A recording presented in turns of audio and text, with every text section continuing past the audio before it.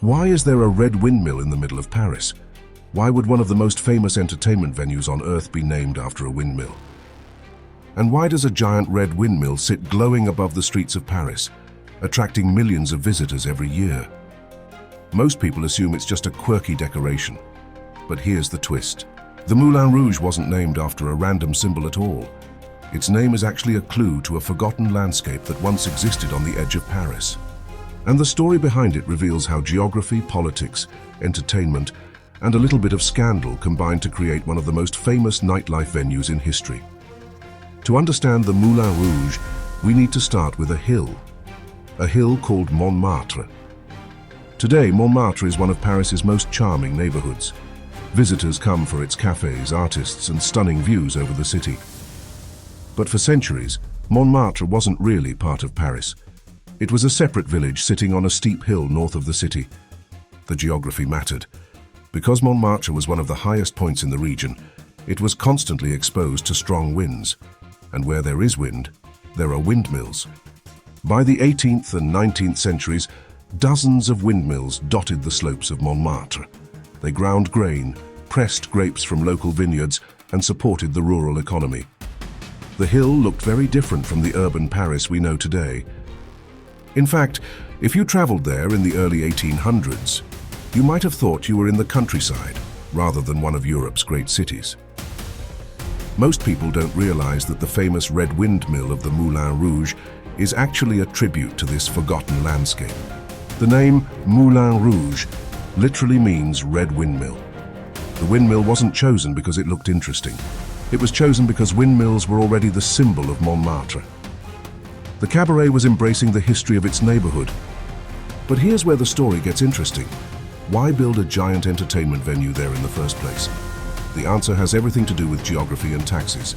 In the 19th century, Paris was surrounded by a tax boundary. Goods entering the city were often taxed. Alcohol was among the products affected. Businesses located just outside the tax zone could often sell drinks more cheaply than establishments in central Paris. Montmartre became a magnet for nightlife. People crossed the city limits looking for affordable entertainment, food, and alcohol. The area developed a reputation for freedom, creativity, and excitement. Artists moved in, musicians arrived, writers gathered. The neighborhood became a playground for people looking to escape the rules of respectable society. Then came 1889, a year that would transform Paris forever. That was the year the Eiffel Tower opened.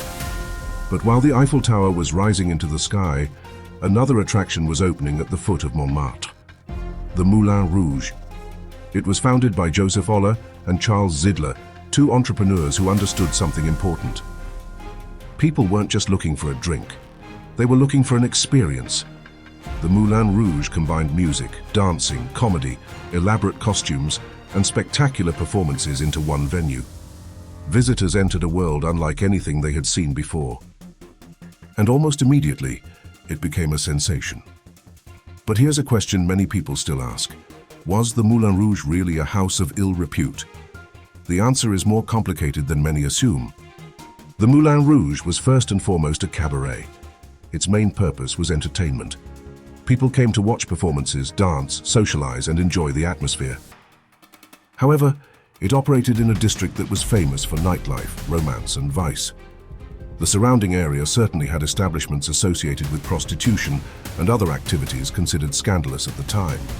As a result, the Moulin Rouge developed a reputation that mixed reality with myth. Most people don't realize that much of its notoriety came from publicity. The owners understood that scandal sold tickets. If respectable society considered the Moulin Rouge shocking, even more people wanted to visit. In many ways, controversy became part of the business model. This is where it gets strange. One of the venue's most famous attractions wasn't a dancer. It was a giant elephant. Yes, an enormous elephant-shaped structure stood in the garden of the Moulin Rouge. Visitors could enter the elephant and enjoy performances held inside. Imagine traveling to Paris, expecting a cabaret, and finding yourself watching entertainment inside a giant elephant. The Moulin Rouge was never afraid to be bizarre. But its most lasting contribution was something else entirely, the French can-can. Although the dance existed before the Moulin Rouge, the venue helped make it famous around the world. The high kicks, energetic movements, and colorful costumes became symbols of Parisian nightlife. Soon the Can-Can and the Moulin Rouge became inseparable. Another person helped spread its fame even further: the artist Henri de Toulouse-Lautrec. His posters of dancers and performers transformed the Moulin Rouge into an international brand. His artwork appeared across Paris and eventually around the world. In an age before television or the internet, his illustrations functioned almost like viral advertising. The real reason many people know the Moulin Rouge today is not because they have visited it. It's because they have seen images inspired by Toulouse-Lautrec's work. But here's perhaps the most fascinating twist of all. The Moulin Rouge survived because it continuously reinvented itself. It survived changing fashions. It survived wars. It survived economic crises. A fire destroyed much of the building in 1915, yet it reopened and continued attracting audiences. More than 135 years after it first opened, the red windmill still turns above Paris.